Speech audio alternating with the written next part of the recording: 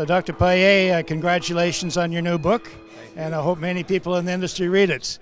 And when they do read it, what sort of message would you hope that they would take home with them?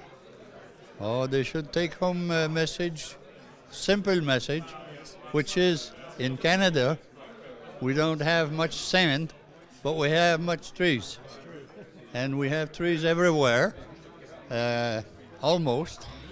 And commercial forests for about 50% of the area of Canada. So we are one of the largest, we are the largest country in the world, second to Russia, and we are the largest country with forests in the world.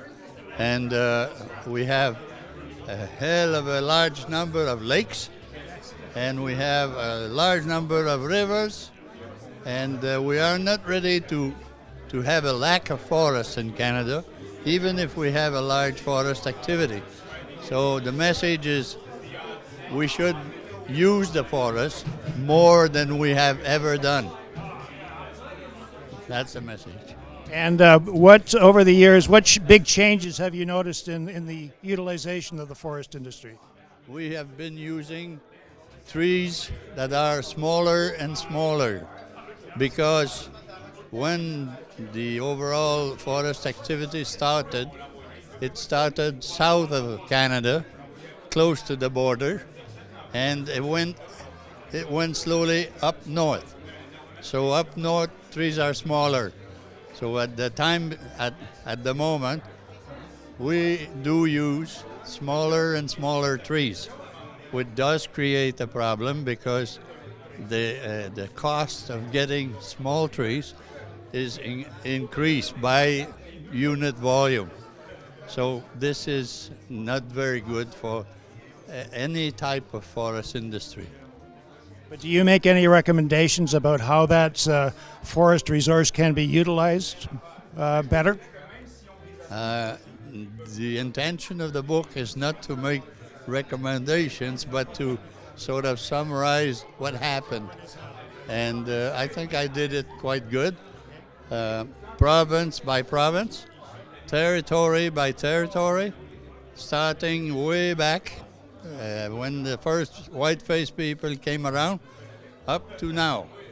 And of course, the largest amount of information is since Confederation, and this then is worth for every province and every territory. Now, do you hope that your book will entice more people to work in the forest industries?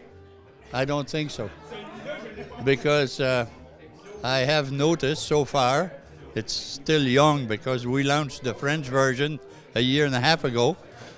I have noticed that those who are interested in buying the book are not foresters or people involved in the forest industry, but people outside the sector. For some reason, they are curious to know what happened. People inside the forest industry and the forest business seem to know what happened, and they don't want to know more. But do you feel that there's good potential in the forest industry in the years to come? There is a huge potential, absolutely, but almost nobody is talking about it. You know, because, well, first, trees don't talk. If we do use them the wrong way, they don't complain. If we use too much, they don't complain. But this is partly our problem. And I guess we don't tell the population enough about what we are really doing in the forest, for the trees or with the trees. We are telling the population what we do in industry, in the mills, in the, with the machines and everything. There is lots of activity there. Publicity, for the big machinery, publicity for the fast mills, publicity for the big lumber mills that produce like hell, or full speed all the time. But very seldom do we see comprehensive information on what is going on inside the forest, for the forest, And I'm convinced, and this is in there, that we are not yet at the stage where we are convinced that to get a good forest in Canada for the future, we have to grow it. The forest, the natural forest is growing naturally, but it's not growing very fast. It's not always growing the trees that we want. It's not growing where we want. And so if we wanted to do that, we have to grow them. We have to get involved and do something about it. Not only harvest them when they are up to our taste.